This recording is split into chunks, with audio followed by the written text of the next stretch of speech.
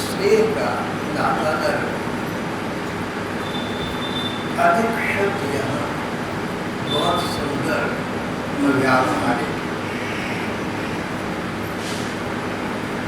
कथाकार ऐसा नहीं कहते कि किसी के साथ स्नेह संबंध मत रखो, अधिक मत रखो।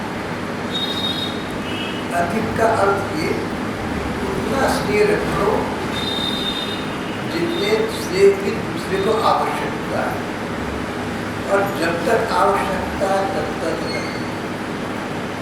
अगर तुम दूसरे की आवश्यकता से अधिक स्नेह रखते हो तो आसक्ति हो गई, तो तुम्हारा अपना प्रसार हो गया, तुमने अपने को फंसा दिया। कहीं किसी कारणवश उस व्यक्ति से विक्षोभ हुआ तो हमें कष्ट होगा, मन संतप्त रहेगा, दूसरे का क्या होगा कौन कह सकता है। पर हमने अपने आप को व्यर्थ ही अप्रसन्न कर दिया, अशांत कर दिया, अपने को हमने द्वेष में डाला। उचित स्नेह का नाता रखना, जितना दूसरे को चाहिए उतना रखना, और जब तक चाहिए तब तक रखना, कर्तव्य समझ कर रखना। अधिकार से वश मत रहे। माँ बच्चों से स्नेह का सहज संबंध रखती है। जो माँ अधिक स्नेह संबंध रखती है, आसक्ति रखती है, एक समय आएगा बच्चे बड़े होंगे, समाज में प्रतिष्ठित स्थान प्राप्त कर लेंगे,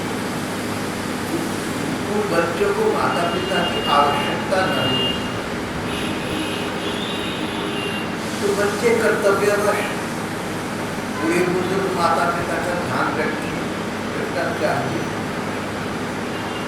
पर अगर माता पिता ने बच्चों के प्रति के बचपन में अधिक स्नेह था, अधिक आसक्ति थी, तो उनको ये विचार, उनको ये वार्ता कष्ट देती रहेगी कि बच्चे बड़े हो गए तो हमारी परवाह नहीं। ये कष्ट हमने अपने को स्वयं दिया, बच्चों ने नहीं दिया। तो संसार है, संसार सदा से ऐसा चलता रहा है। बच्चे बड़े हो जाते, परिवार में लग गए, धन के उत्पादन में लग गए, अन्यत्र अनेक स्थानों पर लग गए, व्यस्त हो गए, उन्हें समय नहीं रहा, आपके लिए अवकाश नहीं रहा। अच्छा तो ये है, इस सब के प्रति बच्चे बड़ों का आदर और प्रेम भाव बनाए रखें। पर आप ऐसा सोचें, माता पिता ऐसा सोचें कि बच्चों को हमारे प्रति प्रेम और आदर का भाव बनाए रखना चाहिए, ये उचित न होगा, आत्महित में न होगा, अपने भले में न होगा। तुमने आशा रखी ना उनसे, इसलिए आज निराश हो गए। आशा न रखो, स्नेह का बंधन इतना प्रबल बनाओ कि जब बेटे को पत्नी माँ से ज़्यादा अच्छी लगने लगे तो बेटा का ये व्यवहार को दुख नहीं लगे। संसार है, सब होता है, कौन किसी को क्या कर सकता है। इसका उपाय ये है कि जब बच्चे छोटे हैं, माता पिता को चाहिए छोटे बच्चों के साथ पूरा प्यार का व्यवहार करें, पर जितना प्यार बच्चों को चाहिए, जितना प्यार बच्चों के पालन पोषण में सहाय हो उतना करें। जितने प्यार की छोटे बच्चों को आशा हो, उनको अच्छा लगता हो, वो चाहते उतना करें। उनकी चाह से अधिक प्यार मत करना, उनकी आवश्यकता से अधिक प्यार नहीं करना। ये तो कर्तव्य के आगे आसक्ति के क्षेत्र में कर सकते हैं। आगे जाकर निराशा हाथ लगे, मन को कष्ट होगा। एक आयु वर्ग में, एक आयु विशेष में कष्ट सहन करना उतना कठिन नहीं होता जितना बड़ी आयु में जाकर कष्ट सहन करना कठिन होता है। विवेकवान माता को, पिता को चाहिए कि छोटे बच्चों के प्रति अधिक स्नेह न रखे। जैसे अभी आपसे कहा, उतना स्नेह रखना जितना बच्चों के पालन पोषण के लिए अनिवार्य है, या जितना तुमसे पाकर बच्चे प्रसन्न हो। उनके पोषण के लिए, उनकी प्रसन्नता के लिए उन्हें प्यार करना। पर तुम माता पिता हो, इसलिए प्यार करो, आगे जाकर निराशा पहुँचे, अपने आप को हताश पाओ। इस प्रकार की अपनी मानसिकता का निर्माण कभी मत करो, आगे जाकर तुम्हारा भविष्य सुरक्षित हो।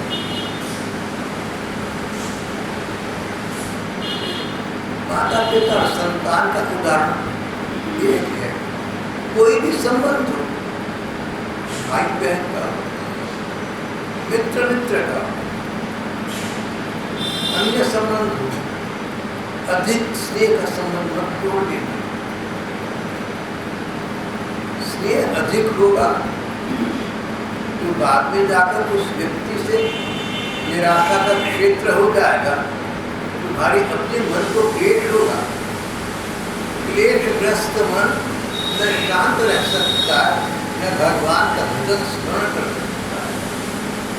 भगवान का भजन करने के लिए भगवान में मन लगा रही, भगवान का स्मरण कर सकते, ऐसा अपने मन को, तब तुम्हारा मन आगे जाकर ऐसा हो। इसके लिए आज प्रयत्न करो। प्रयत्न पहला ये कि अधिक स्नेह करना।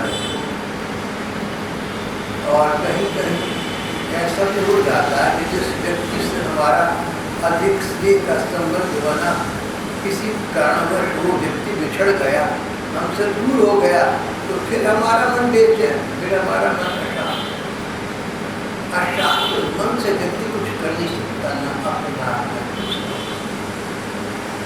इसलिए जीवन को शांत रखने के लिए, संतुलित रखने के लिए, किसी भी व्यक्ति के साथ, किसी वस्तु के साथ अधिक स्नेह का नाता न रखना। स्नेह का नाता रखना, अधिक स्नेह का। महात्मा कहते हैं कि मनुष्यों की और अन्य वस्तुओं की तो बात ही क्या है, तुम अपनी संपत्ति, मकान और गाड़ी, इनके साथ भी अधिक ममता का नाता मत रखना, नहीं तो ये जो बुराई से नाती स्नेह है प्रसंगो वा कर्तव्य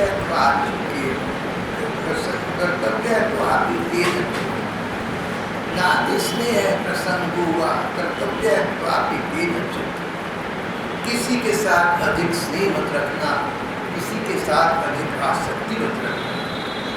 नहीं, तुम किसी के प्रति स्नेह सिक्त हो, तुम किसी के प्रति आसक्त हो, तो पहला हानि, पहला नुकसान तुम्हें तुरंत होगा। तुम अपनी बुद्धि की स्वतंत्रता को बैठोगे। कथाकारों ने, महात्माओं ने बड़े अनुभव की बात कही। अगर मेरा किसी व्यक्ति से अधिक स्नेह का नाता है, अगर मेरा उसके साथ आसक्ति का नाता है, मेरा मन उस पर लगता है, मुझे उसके अतिरिक्त अधिक कुछ सोचता नहीं, मैं सबसे पहले उसका सोचता हूँ। मेरा नाता दूसरे व्यक्ति के साथ अगर आसक्ति का है, तो कितना भी सात्विक क्यों न हो, कितना भी पवित्र नाता क्यों न हो, ये आधिक्य, ये अधिकता, ये टू मचनेस, ये एक्सेस, ये अति सर्वत्र वर्धयी हमें हानि पहुंचाएगी। पहली हानि तो ये, तुरंत की हानि, कि ऐसे आसक्त व्यक्ति की बुद्धि स्वतंत्र न रह सकेगी। जहाँ कोई वार्ता होगी, वहाँ उस व्यक्ति के प्रति हमारा मन हमारी अनजानी में, हमारी अनचाहे में पक्षपात कर बैठे। अगर मैं किसी एक व्यक्ति के पक्ष में निर्णय देता हूँ या विचार करता हूँ, तो अन्य लोग पक्षपात के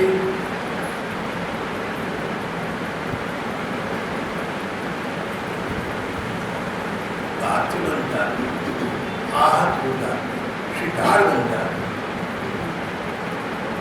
कोई बात नहीं, मेरे मन में आपके लिए आ सकती है, मैंने आपके पक्ष में बात कही या सोची।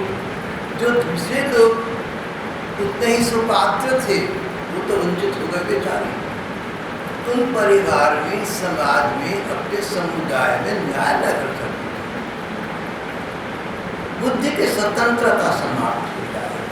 स्वतंत्र बुद्धि से सोच न सकोगे, समाज के साथ, तुम्हारे अपने साथ घोर अन्याय हो जाएगा।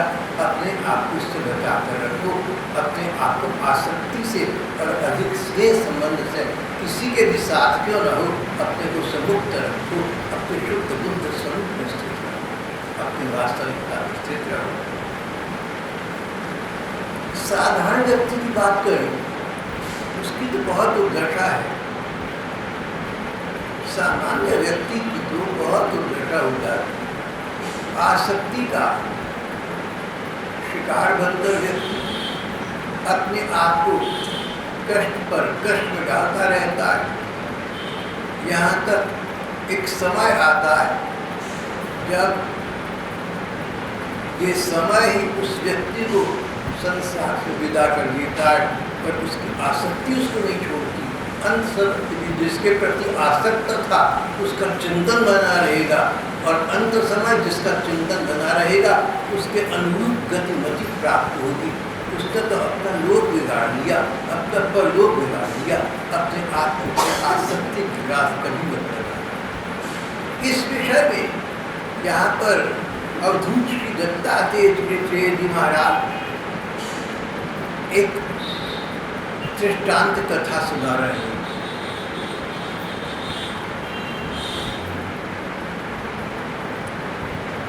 एक कबूतर था, जंगल में रहता था। जंगल के एक पेड़ पर कबूतर ने अपना घोंसला बना लिया।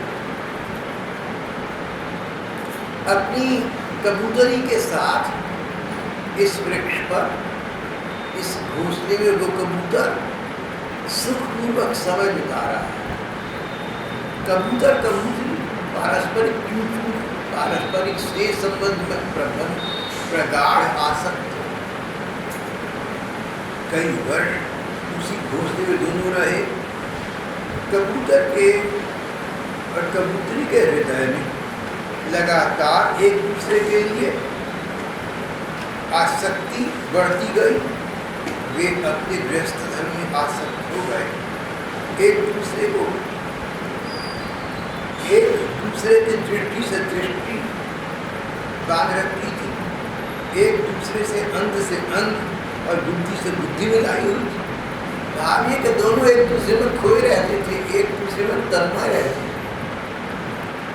कबूतर कबूतरी नवविवाहित दंपति एक दूसरे में खोए रहते थे, एक दूसरे में तन्मय रहते थे, एक दूसरे के अतिरिक्त और संसार का उन्हें कुछ समझता न था। भविष्य का तो उन्होंने विचार कभी किया इस दौरान।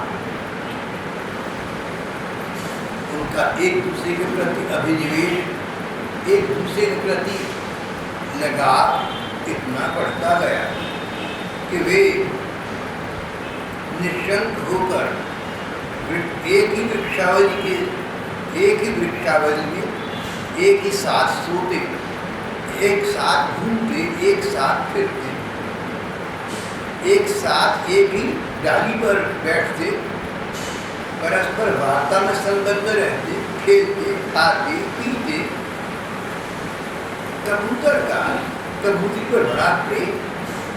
कबूतरी जो कुछ चाहती, कबूतर बड़े से बड़ा कष्ट उठाकर वही करता।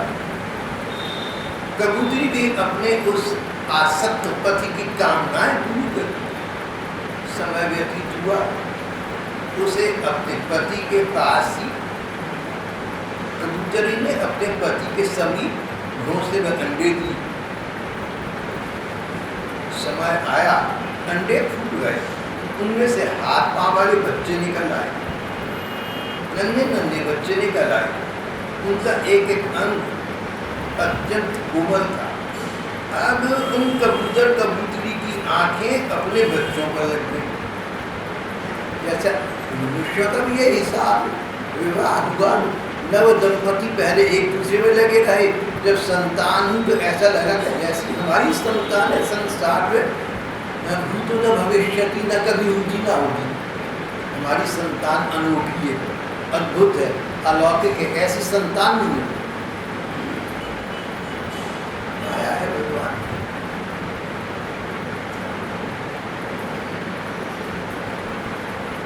कबूतर कबूतरी की आंखें अपने बच्चों को लग गई। बड़े प्रेम से, बड़े आनंद से बच्चों का पालन पोषण, उनको लाड़ प्यार करते।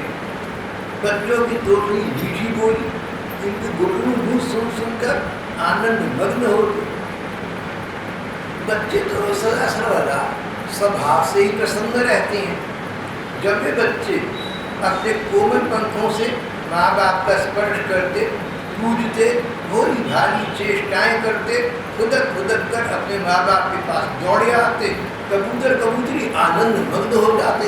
इनको कितना प्रेम है हमसे। अरे बच्चों का स्वभाव, ये सब करना बच्चों का स्वभाव नहीं तो बच्चों को सुख मिलता है इसलिए करते। बच्चे माता पिता पर आश्रित है इसलिए करते हैं, पर माता पिता को लगता है कि हमारी विशेष बच्चे हमारे साथ इनका कितना लगाव है, कितना अनुराग है। बस ये कहो कि वे कबूतर कबूतरी माया से मोहित हो रहे थे। उनका हृदय एक दूसरे के प्रेम बंधन बंध रहा था। वे अपने नन्हे नन्हे बच्चों के पालन पोषण में इतने व्यग्र रहते कि उन्हें दीन दुनिया का, लोक परलोक का विचार न आता। इस प्रकार यहाँ तक का समय तो व्यतीत होता गया। एक दिन की बात है, दोनों कबूतर कबूतरी अपने छोटे छोटे बच्चों के लिए चुग्गा लाने के लिए जंगल में गए हुए थे। अब उनका कुटुंब बहुत बढ़ गया था। चुग्गे के लिए देर तक जंगल में चारों ओर विचरते रहे। उन्हें कुछ अधिक समय लग गया। पहले कबूतर अपना था, घूमते फिरते उड़ते, जिस डाल पर बैठा आसपास चुग्गा दिखकर चोट बाज चलता बना। फिर कबूतरी साथ आ गई। अब कबूतरी के साथ रहने, कबूतरी का संग न छोड़ सके तो दोनों मिलकर चुग्गा करते। कभी कबूतर जाकर कबूतरी की चुग्गा लिया। अब नन्हे नन्हे बच्चे हो गए, अब तो पूरा कुटुंब हो गया, पूरा परिवार हो गया। कबूतर कबूतरी इकट्ठे निकलते, उड़ उड़ कर देखते जंगल में क्या कहीं बच्चों के अच्छा सा चुग्गा मिल जाए। और जहाँ तहाँ से प्रबंध करके अपने छोटे छोटे बच्चों के लिए चुग्गा लेकर आते। इस प्रकार एक की बात है, एक बहेलिया घूमता घामता संयोगवश उनके घोंसले की ओर आ निकला। उसने देखा कि घोंसले के पास कबूतर के बच्चे खुदक रहे हैं। प्रसन्न हो गया। उसने जाल फैलाया, बच्चों को जाल में फंसा लिया। कबूतर कबूतरी चारा लेकर, चुग्गा लेकर अपने घोंसले के पास आई। कबूतरी ने देखा उसके नन्हे नन्हे बच्चे, उसके कलेजे के टुकड़े जाल में फंसे हुए हैं, दुख से चूं चूं चे चे कर रहे हैं। ऐसी स्थिति में देखकर कबूतरी के दुख की सीमा न रही। वह रोती चिल्लाती भागी उनके पास आई।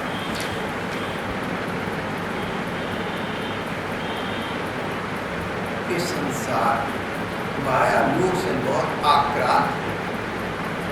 कबूतर का चित्त अत्यंत दीन और दुखी हो रहा। वह उमड़ते हुए स्नेह की रस्सी से झगड़ी हुई थी। अपने बच्चों को जाल में फंसा देखकर उसे अपने शरीर की सुख को डर आई। स्वयं ही जाकर जाल में फंस गए। बच्चे देखा जाल में फंसे हुए, अब कबूतरी ने बच्चों का दुख देखकर अधीर होकर ये विचार न किया कि जाल में मैं जाऊँ तो मैं भी फंस जाऊँ, उनको नहीं बचा सकूँगी, स्वयं फंस जाऊँ। ऐसा तो विचार किया नहीं। बच्चों को दुखी देखकर उनको बचाने के लिए स्वयं जाकर जाल में फंस गई। कबूतर ने देखा कि मेरे प्राण से भी प्यारे बच्चे जाल में फंस गए, मेरी प्राण की पत्नी भी उसी दशा में पहुंच गई। तब वह अत्यंत दुखी होकर विलाप करने लगा। उस समय उसकी दशा बड़ी दयनीय थी। मैं अभागा हूँ, मैं दुर्मति हूँ, मेरा सत्यानाश हो गया, मुझे अभी अभी तृप्ति भी न हुई थी, मेरी आशाएं पूरी न हुई थी, मेरा गृहस्थाश्रम नष्ट हो गया, मेरी प्यारी कबूतरी मुझे अपना इष्ट देह समझती थी, मेरी एक एक बात मानती थी, मेरे इशारे पर नाचती थी, सब तरह से मेरे योग्य थी, मेरे अनुकूल थी। आज वह मुझे सूने घर में छोड़कर हमारी सीधे साधे निष्ठल बच्चों के साथ सब सुधार रही है। ये मेरा दुर्भाग्य नहीं और क्या है। मेरे बच्चे मर गए, मेरी पत्नी जाती है, मेरा अब संसार में क्या काम है। मुझे दीन का इस प्रकार का ये अनाथ जीवन बस व्यथा का जीवन है। अब मैं इस सूने घर में किसके लिए जीऊंगा। कबूतर को दुख था, कबूतरी जा रही है, बच्चे जा रहे हैं, मैं अकेला आगे का लंबा जीवन अकेला उनके बिछोड़ कैसे काटूं। भविष्य काल आने वाला लंबा समय, आने वाला लंबा समय मेरी एक समस्या बन जाएगा। कैसे जीऊंगा मैं ऐसा जीवन।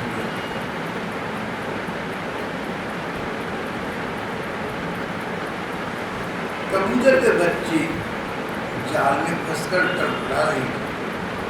स्पष्ट दिख रहा था कि वे मौत के पंजे में, परंतु वह कबूतर इतना मूर्ख, इतना अधीर हो रहा था, धैर्य खो चुका था। वह मूर्ख कबूतर इतना अधीर हो रहा था, इतना दीन हो रहा था कि स्वयं जानबूझकर वह भी जाल में कूद पड़ा। देखा बच्चे जाल में फंस गए हैं, समाप्त हो जा रहे हैं। ये भी देखा कि इनके मोह पाश का आबद्ध कबूतरी इनको बचाने के लिए जाल में स्वयं फंस गई। अब ये तो बच्चे तो जाएंगे, ये भी जाएंगे। ये देखते हुए प्रत्यक्ष दिख रहा था, पर मौत को गले लगाने वाला ये मूर्ख कबूतर, ये दीन बेचारा कबूतर उसी जाल में घाट कर फंसा, जाल में कूद पड़ा। वो बहेलिया बड़ा क्रूर, बड़ा निर्दय था। जैसे काल क्रूर है, समय का प्रवाह कितना निर्दय होता है, वह बहेलिया बड़ा क्रूर था, बड़ा निर्दय था। कबूतर कबूतरी और उनके बच्चों को मिल जाने से उस बहेली को बड़ी प्रसन्नता हुई। कबूतर कबूतरी रो रहे थे, बच्चे दुखी हो रहे थे। बहेली को ये उनकी दुर्दशा, उनकी दीन दशा दिख रही थी, लेकिन उसको कोई सहानुभूति न डाली। दूसरों के दुख का उसे कोई आभास नहीं, कोई एहसास नहीं। कबूतर कबूतरी बच्चे रो रहे हैं, उसको कोई विचार नहीं। रोते लोगों का विचार कौन करता है।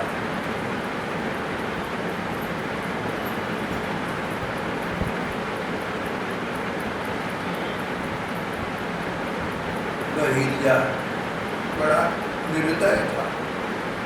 कबूतर कबूतरी को उनके बच्चे मिल गए, बड़ा प्रसन्न हुआ, मेरा काम बन गया, वह उंगली पर चलता बना।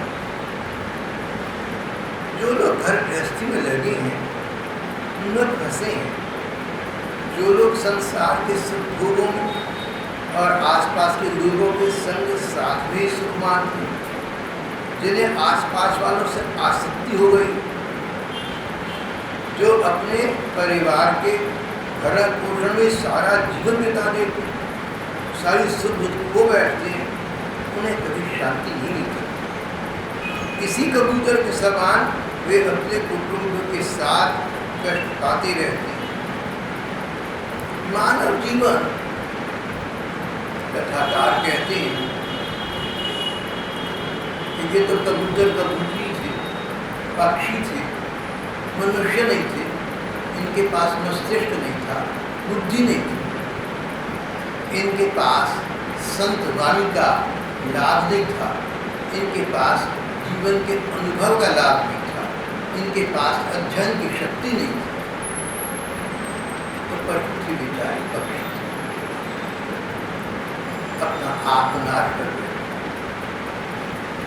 लेकिन मनुष्य के पास तो मस्तिष्क है, मानव के पास तो विवेक बुद्धि है। मनुष्य तो सोच सकता है क्या अच्छा है, क्या बुरा है, किसमें मेरा भला है, किसमें मेरा बुरा है। व्यक्ति स्वयं सोच सकता है। इस प्रकार सोचने वाला विवेकवान व्यक्ति अपने भाग्य का स्वयं निर्माता बन जाता है।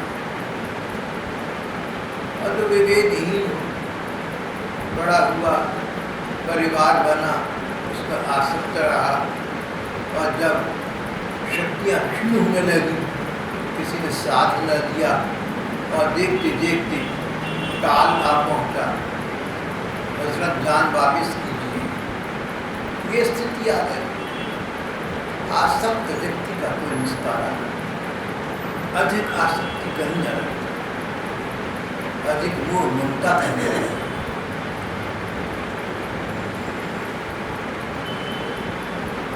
हमारी धर्म ग्रंथ कहती है, और हम लोग देखते हुए कि जितने प्राणी इस संसार में हैं, मनुष्य, पशु, पक्षी, इन सब में सर्व सुंदर, सबसे अच्छी योनि मानव योनि है।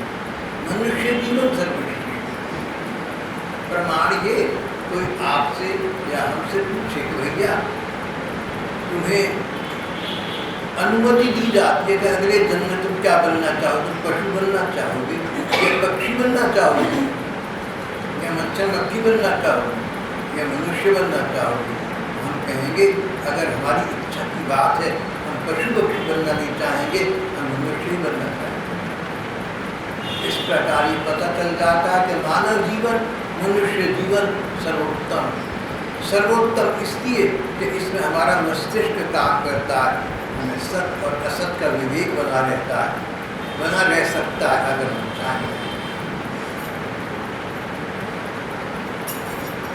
प्रसंग पहले भी आया था, होमो सैपियन, मानव सृष्टि की सर्वोत्तम रचना है। मानव इस संस्कृति की सर्वोत्तम रचना है, सर्वोच्च रचना है। मानव से ऊपर कोई प्राणी नहीं, मानव सर्वोपरि प्राणी। जो व्यक्ति बहुत ऊंचा चढ़ जाए और वहाँ से गिर जाए, उसको काव्य की भाषा में, संस्कृत की भाषा में आरूढ़ कहते हैं। आरूढ़ हो गया, चढ़ गया, बहुत ऊपर पहुँच गया, मगर च्युत वहाँ से गिरा तो बहुत नीचे गिरे।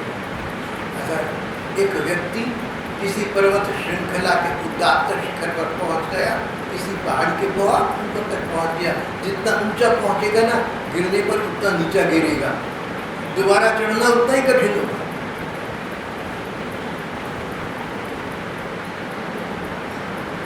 व्यक्ति को आत्मच्युत नहीं होना चाहिए। यह प्राप्त मानुषम लोकम मुक्ति पारमतावृतम। ये मनुष्य शरीर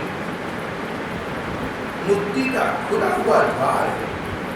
मानव शरीर है ऐसा कि व्यक्ति चाहे तो मुक्ति प्राप्त कर ले, मोक्ष प्राप्त कर ले, सद्गति प्राप्त कर ले, भगवान को प्राप्त कर ले, इतना सुयोग्य शरीर।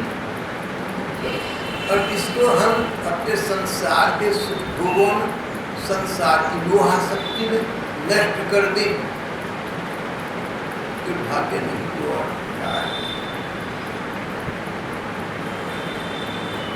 इस मनुष्य शरीर को प्राप्त करके भी जो कबूतर की तरह अपने घर गृहस्थी में फंसा हुआ है, वह बहुत ऊंचे तक चढ़कर नीचे गिर रहा है।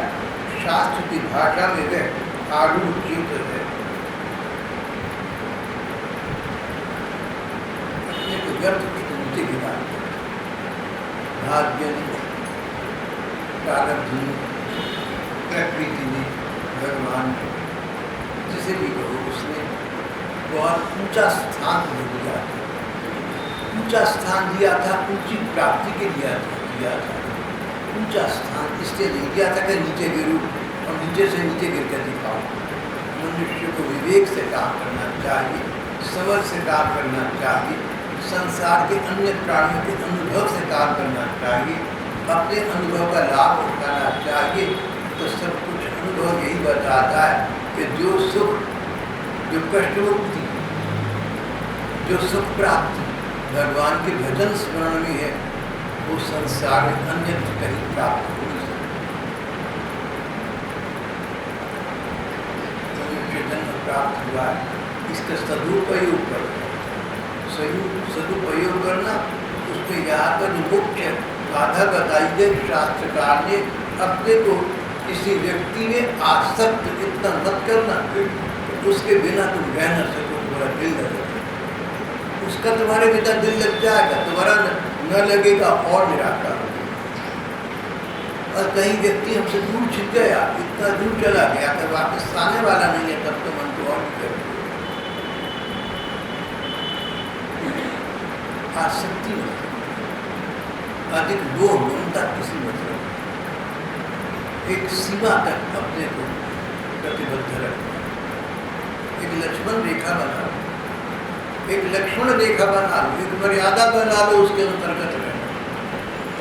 अपने भविष्य निर्माण का, अपनी भविष्य की प्रसन्नता का, अपने जीवन को सफल करने का एकमात्र यही उपाय धर्म ग्रंथों और संतों ने बताया। ये कथा परम पूज्य और दत्तात्रेय जी महाराज ने उस राजा को बताई, जो समझा।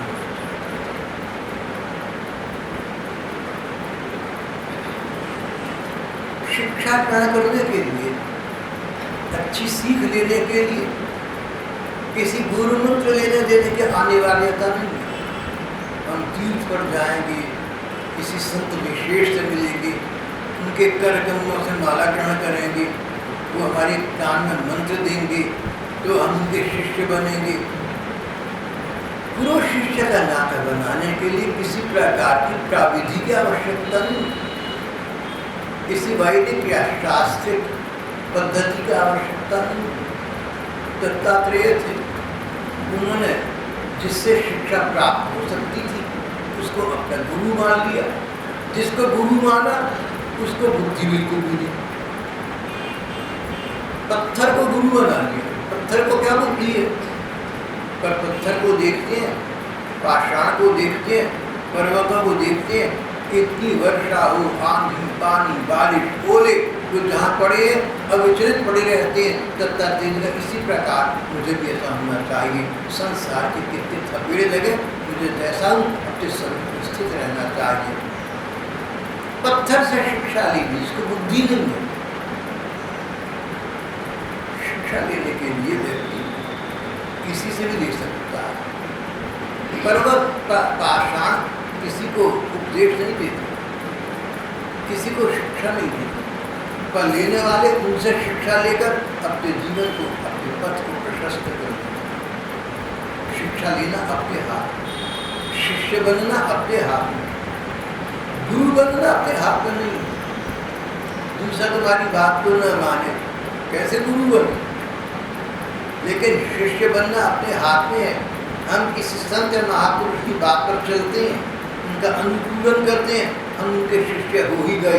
गुरुदेव माने या न माने, संत माने या न माने, शिष्य तो हो ही गए। जब मन की आज्ञा इच्छा का अनुकूलन कर रहे हैं, भगवान हमें संत शिष्य होने का फल प्रदान करें।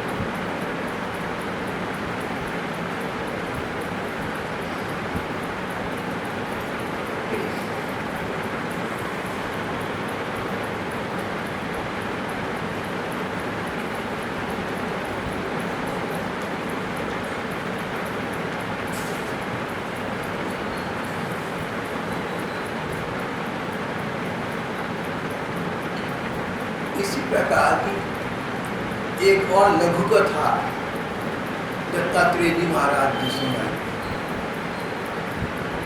ये पहली बात गृहस्थों के लिए थी। गृहस्थ में इतने मत लचपत जाओ कि अपना भविष्य बिगाड़ लो और अशांति प्राप्त करो। कबूतर कबूतरी घटना संसार के साधारण गृहस्थों के लिए थी। दूसरी घटना साधकों के लिए जो भगवान को प्राप्त करना चाहते हैं, जिनके अंदर साध है, मन में इच्छा है कि भगवान मिले और भगवान को पाने के लिए मार्ग पर चलती हैं, साधना के मार्ग पर चलती हैं, साधक कहलाती हैं। साधकों का जीवन साधारण लोगों से अलग होना चाहिए, उच्चतर होना चाहिए। एक बार की बात है, एक कन्या का वर्णन करने के लिए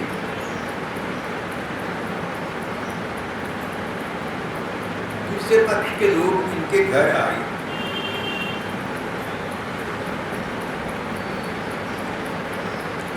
कन्या घर के अंदर उनके भोजन की व्यवस्था करने लगी। भोजन कराने के लिए घर के भीतर एक तरफ एकांत में जाकर धान कूटने लगी। कहीं आने वालों को ये पता न लगे कि कन्या धान कूट रही है, नहीं तो वे निर्धन परिवार समझेंगे, दरिद्र कन्या समझेंगे, क्या दातित उसका वर्णन न करेंगे, उसका चयन न करेंगे। दूसरों को पता न लगे कि छोटे मोटे काम कराने के लिए हमारे पास कोई सहायक नहीं है, हम स्वयं करते हैं। इस प्रकार की चिंता से आशंकित वो कन्या, उसने देखा कि वो तो एक भोर को घर के भीतर बैठकर धान कूटने लगी थी, पर उसकी कलाई में चूड़ियाँ जोर जोर से बनने लगी। धान कूटे तो चूड़ियाँ बनी। उसने सोचा कि मैं चूड़ियाँ उतार दूँ। एक एक करके उसने बहुत चूड़ियाँ पहनी, सब उतार। यहाँ शब्द प्रयोग किया कथाकार ने।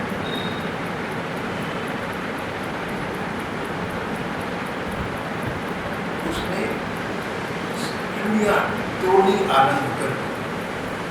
कई कहते हैं तोड़ना शब्द प्रयोग मत करो, तो चलो हम तोड़ने के स्थान पर उतारना शब्द प्रयोग करते हैं। उस कन्या ने देखा कि उसकी कलाइयों में बहुत बहुत चूड़ियाँ हैं, वे खनक रही हैं, शोर मचा रही हैं। तो उसने सारी चूड़ियाँ तो उतार दी, दो दो चूड़ियाँ ले ली। वे दो दो चूड़ियाँ भी मिलने लगी। तब उसने एक एक चूड़ी और उतार। जब दोनों कलाइयों में केवल एक एक चूड़ी रह, तब वह किसी प्रकार की वे चूड़ियाँ किसी प्रकार की आवाज न कर सके, शोर बंद हो गया।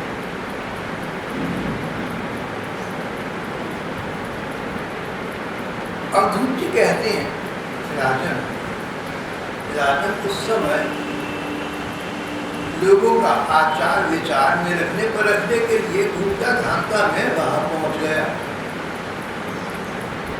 मैंने इस घटना से बड़ी शिक्षा ली। अवधूत जी थे उच्च कोटि के महामानव थे, और एक ग्रामीण कन्या से, गांव की अनपढ़ बच्ची से उन्होंने शिक्षा ग्रहण।